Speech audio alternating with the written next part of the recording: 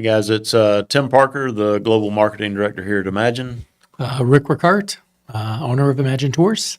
Good to be with you. Yep, thanks for tuning in to this week's edition of Imagine That. Had some great news from over the last few days from Israel. So we want to kind of bring everybody up to speed on what's happened and what that looks like in Imagine world for inquiries that have been coming in. We've A just got lot of inquiries, yes. Yep. So just to bring everybody up to speed on everything, of course, there was a ceasefire agreement that was signed off by all parties. We had a great moment and celebration in Israel with the release of all 20 hostages that were alive. Yeah, it's an incredible day yesterday. Yeah. So we've been in conversation with our friends and partners overseas in Israel, and they have just had some huge celebrations. Incredible celebrations. It's great just to have the hostages freed, returned back to normal living conditions, and to be back with their family and friends, Yeah. things like that. There's really no words even to describe what's happening there in Israel and what this means for the future. And in that regard, just to have them home, and not to make light of it, but all of those that were not able to return, that have been lost because of the October 7th atrocities. Yeah. So we don't want to make light of, all of those families that have been impacted, to say the least. Yeah, I believe But- there are 28 that need to be returned. Correct. I think they're still working through that process. So They're we still need even to, trying to locate some of them. yeah. So we are continuing to pray for those families and for all of that to play out in a positive way as well, to get those people back to their families so that there's some closure with that whole situation. Just want to mention real quick, if you are just jumping on, we'd love for you to like and subscribe to the Imagine That channel. Also, if you have any questions, feel free to get those to us through the chat down below, and we'll do our best to answer those for you. Absolutely. But So- yes, yesterday was a joyous day, to say the least.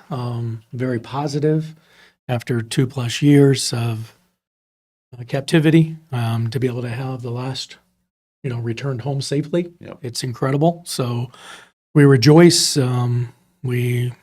It's beyond words. Thank you, Jesus, Yeah. for that. And we pray now for the next steps. And there's still going to be quite a bit ahead, as the ceasefire is still, as they say, the ink is still drying and things are happening. I mean, Hamas still has a lot to prove. That's not done and over with completely. But at least we know that for now, things are returning a little bit back to normal. We know that from a safety perspective, things have been very calm and very normal for actually now a couple of months. We were there just a month ago. Yeah, I think we've experienced that firsthand from being able to spend a little better than a week over there. Absolutely. It was a busy week, but it was a blessing as well. It really is. And now with the holidays, the Jewish holidays almost coming to an end in a couple of days, Yep. we'll actually start to have our normal groups start back to Israel as early as next week. Yep. We have groups that are beginning to go next week. If I'm not mistaken, we have somewhere between 20 and 40, am I right, to go between now and the end of the year? Yeah, I want to say probably closer to maybe 28 total, Okay. but that's not a bad number, all considered. I was guessing big. Okay. Well, no, I'd love to have 40 groups going next. I would say 28 groups that are actually traveling, starting from next week until the end of December of this year. And then come 26, we have well over 160 plus groups that are scheduled to travel to Israel. And even from what we've seen last week and this week, we've already had quite a few inquiries of groups that are wanting to plan not just for 2027, but for the fall of 2026. You even just had a group, I think, was finalizing their details for March of 2026. Yes, that one's been a little bit in time coming, but yes, they called and said, "Hey, everything's looking so positive. I'm ready to move forward with March of 26." So little bit of a short time frame, but we can make that work as well. And we were able to get the hotels and the flights and everything confirmed, which is amazing.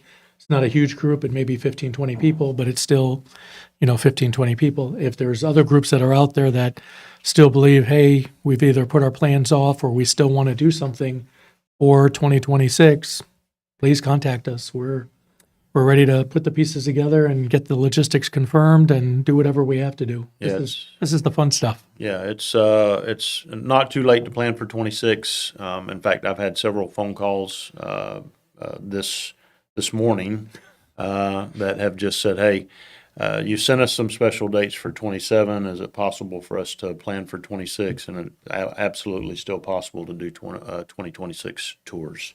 Absolutely. So we've got a question from someone: would a tourist see any damage from the war visiting Israel? We were there. And didn't see anything. I didn't see anything, nothing at all. So really, I think you'd have to look for or really want to go off the beaten path just to have to even find anything. There's really no, for biblical tourism, there isn't anything that you should see that's been impacted by the war whatsoever. Yeah. So all of the sites up north, Tel Dan, Caesarea Philippi, you name it, everything's open. The good fence, looking into Lebanon, you'll see on the other side into Lebanon that it's from everything that we've been told by some of the groups that have just been there. It's on the other side into Lebanon, there's nothing there. Yeah. So nothing for miles to see. Yeah. So there is quite the buffer zone to say the least. Yeah, that's been pushed further out into Lebanon and even Syria. Yes. That buffer zone that was created before is even a larger buffer zone than it used to be. Right. Just planning for just so that a vacuum isn't created and something get in there that they don't want to get in there. So they've created a larger buffer zone. So it's actually a lot more safe and a better buffer than you had before. Absolutely. So we're beginning to see, like we've talked about, groups wanting to plan for 27, for 26. How late can we plan into 26, you think? I mean, really, if your group has already come together and you want to go as early as the spring of 26, we can make it happen. Summertime, we can also do. Keep in mind that the summer is high season and a lot of the flights and the costs are considerably more. So we would highly recommend, if you're going to look in the fall of 26, I would say November onward. October is heavily, heavily booked, to say the least. And a lot of those groups were groups that were planning to go in 24 that moved to 25, and even some groups that moved from 25 to 26. So when we say we have 160 plus groups are ready for next year, it's because so many of those groups were either on the books and have moved, or tours that tried to put their trips together, which started to come together, and then something happened, and so they decided to push back again. And this is what we're really dealing with. Yeah, I had a tour host that was planning their trip. They're going the end of in October of 26, and they said, "Hey, should we wait and see whether prices come down for airlines?" And our conversation was this: definitely not wanting to hedge your bet that way, because all we're seeing is airline prices going up. Without a shadow of a doubt. And even with the group that we had to do for this March that just decided to book, they were actually doing a extension to Jordan and seeing if we were going to get flights either return back out of Tel Aviv or return out of Amman, and the Tel Aviv flights were sold out. Yep. So that's just for this March. So to give you an idea, I would not hedge my bets unless you're doing individual travel and you're doing your own ticketing, which you're welcome to do. I would not at this time. Yeah. Until all of the airlines come back into full force. I mean, the good news is United and Delta have returned, and they're adding more flights, but we're still nowhere near capacity of what we should be for the flights operating. They're still, I think, for the U.S. air carriers, they're maybe at 25% of what their normal flights are in comparison to what they were operating before everything happened on October 7th. Yeah. So best not to wait. Need to go ahead and get a trip trips planned if you're considering it.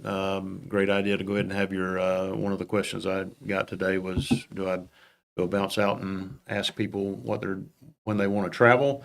And our counsel is always, go to people with a date already set in mind so that you don't end up with 15 different Yes, dates that people can travel. So absolutely. go ahead and get those dates planned in your mind and then approach people. Reach out to us so that we can go ahead and get some numbers and some brochures in your hands so that you can begin Absolutely. promotion.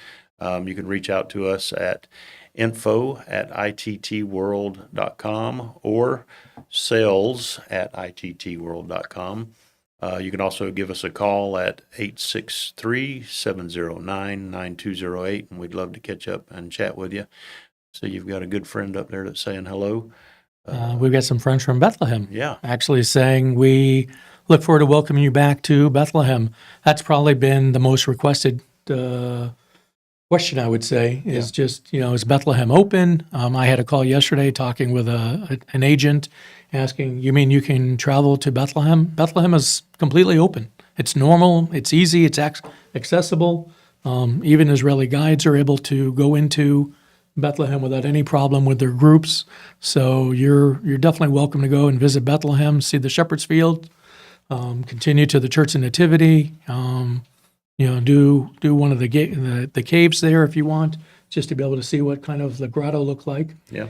during the time of Jesus. But yes, definitely sites are open. I mean, everything. And the one thing that we experienced last month when we were in Israel was traffic, particularly in Jerusalem.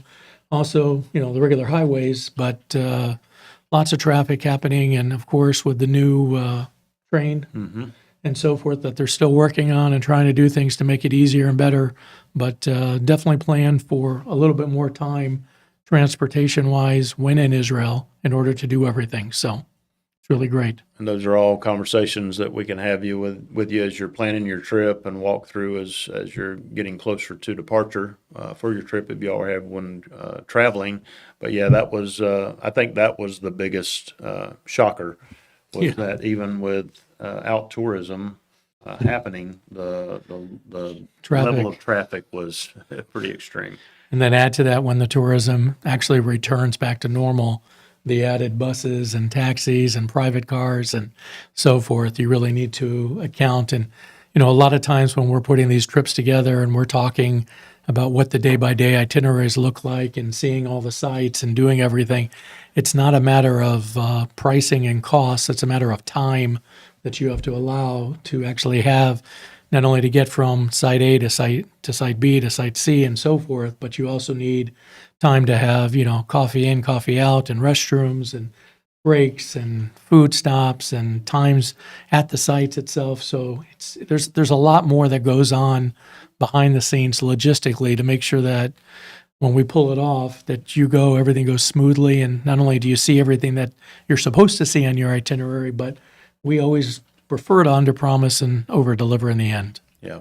So as far as someone's asking us to compare it to Seattle or LA, Similar to LA at times. yeah, it's I think just to give you an idea, there was of course a lot of construction that was going on.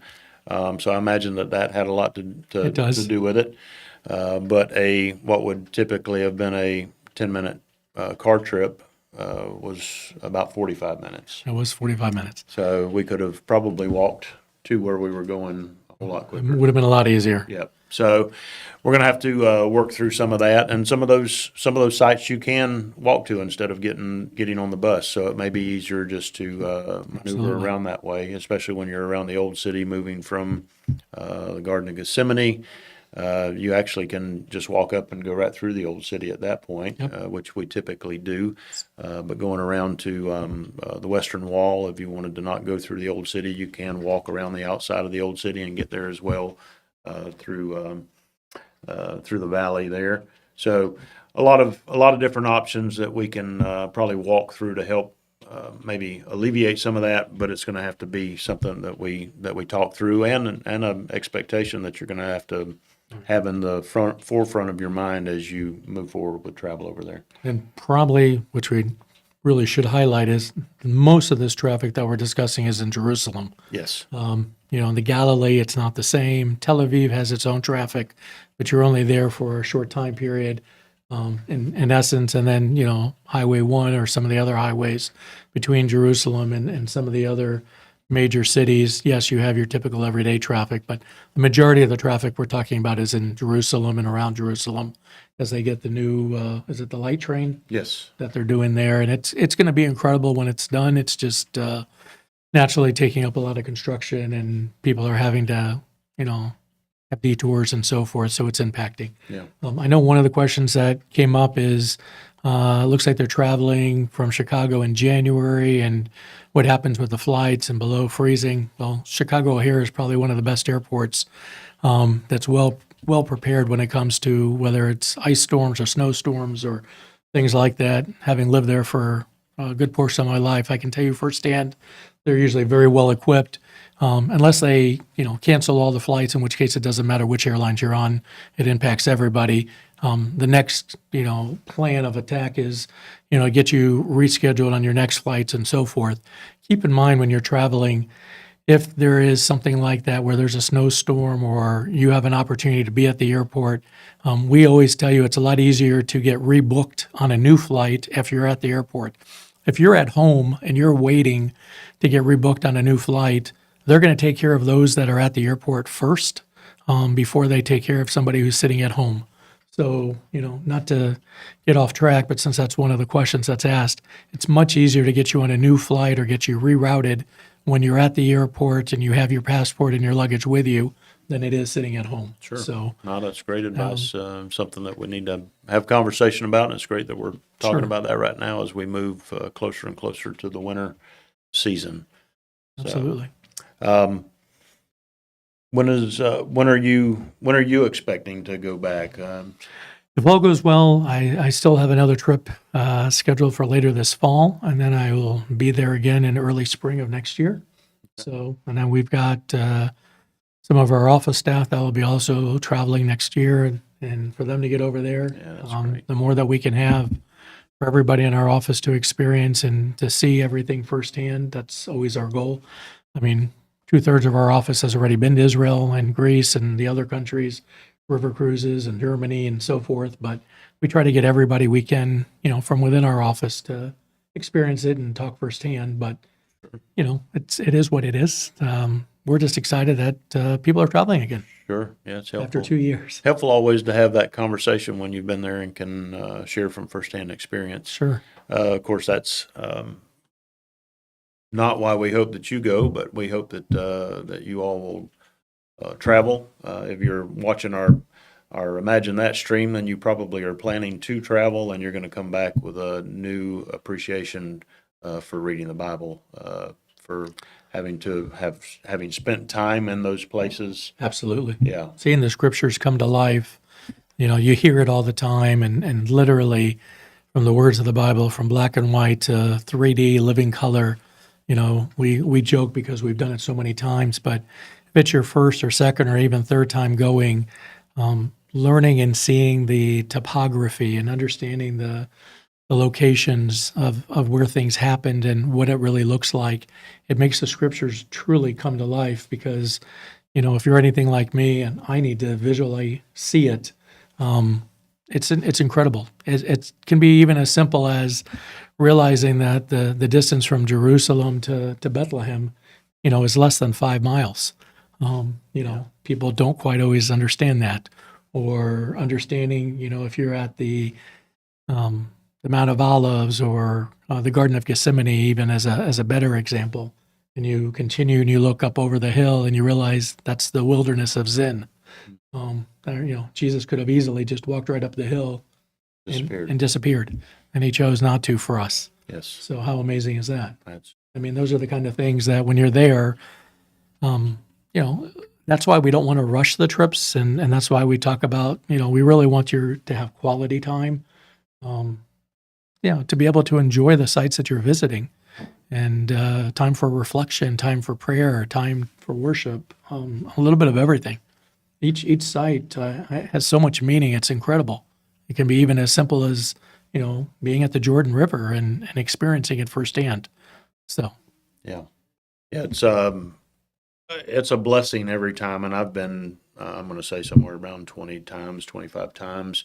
You've been over 100 times probably, and it's something that is new and exciting every time that you go. every time. It's incredible. So, And even as we highlighted on one of our earlier live streams, going to the Tower of David. yeah, And we've been there multiple times and so forth. But even this last visit, it was incredible, and seeing new excavations and things like that. And of course, now the excavations that have taken place during this time has been utilized during the last 2 years since October 7th, like the Pool of Siloam, another incredible. There's also now the tunnel that also goes all the way up there sure. as well. I'm not sure the name of the tunnel, but I'm not sure either, but if you experienced that early on, it's different. it's different. So, And they've made it a little bit wider since the very first time we First went time there you had to 15 kinda years ago. squeeze through and all of that. They've opened that up to where it's an easy walk Yeah. from the city of David up to the Temple Mount. So yeah, I mean, constant things being discovered and new things that you can go over and see. Like you said, if you've been there in the past, then you've seen a little piece of the Pool of Siloam, but they've opened that up Yeah, it's completely now. They were incredible able now. to purchase the property that it extended over to, and they've been working on that. It was open, I think, while we were there, and we just never had the time to make it down there. But hopefully, soon we'll get to go down and experience that as well.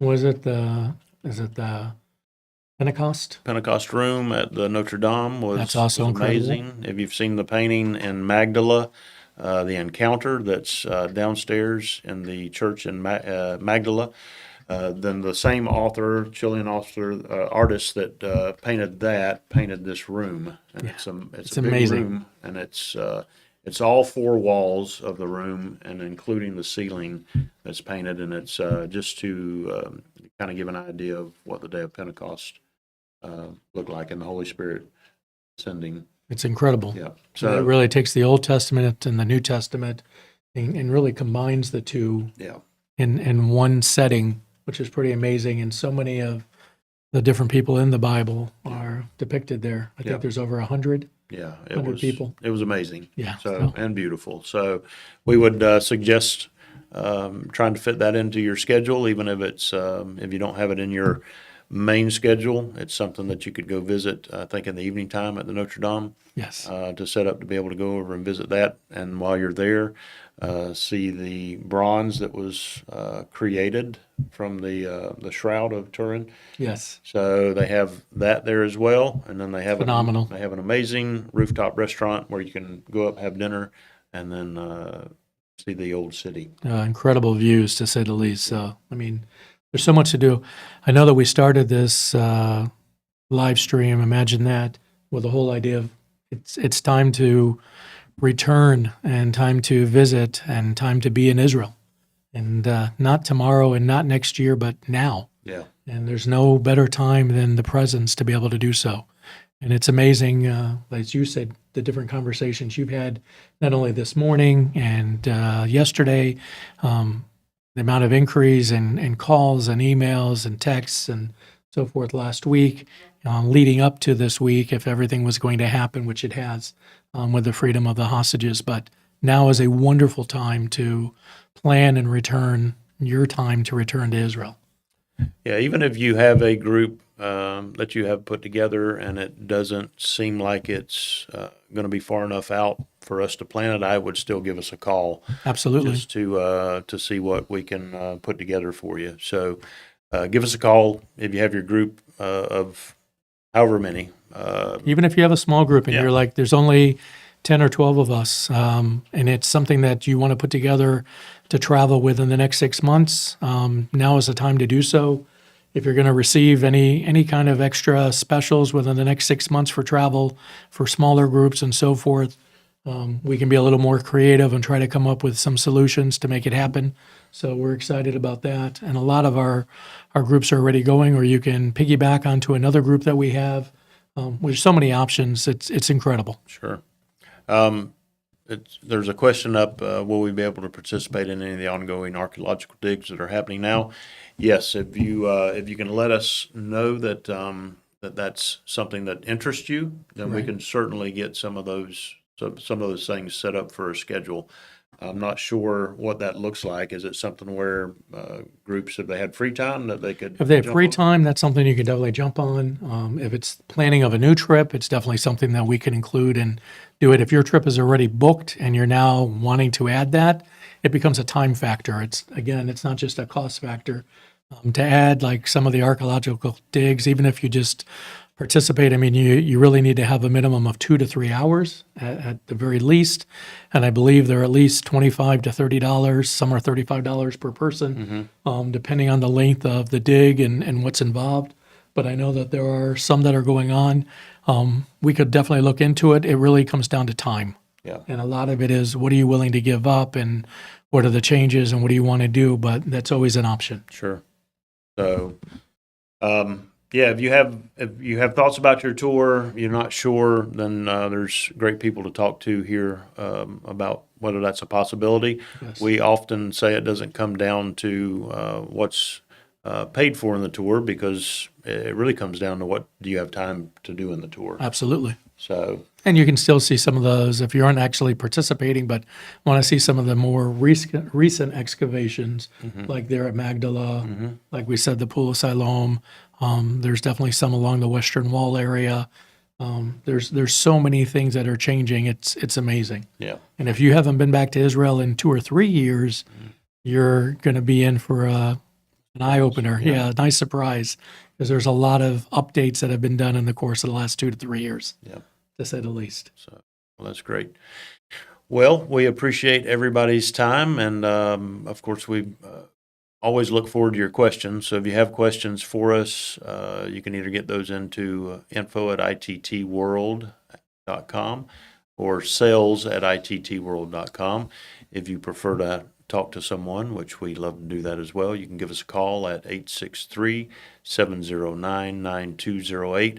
And we're happy to answer those questions. Or if you want to plug it into the chat, we keep an eye on those things coming in even after we shut down the live stream. So we'll try to get an answer back to you through that as well. So, well, we've got some great interviews coming up with some pastors. Yes, we do. So that's going to be fun in the next course of 2-3 weeks. Yep. We've got about a dozen different interviews. And those are going to cover a lot of different subjects. So if you have not done so yet, make sure that you like and subscribe so that you can get those notifications when we get those interviews out. And whenever Rick and I or whoever is going live, that you get that notification so that you can jump on and have a conversation with us through the chat at least. So we look forward to this every time. We look forward to all of your questions, and we look forward to seeing you guys in Israel or wherever we travel to. So hope you guys have a great week. Thank you for tuning in, and God bless. Thank you.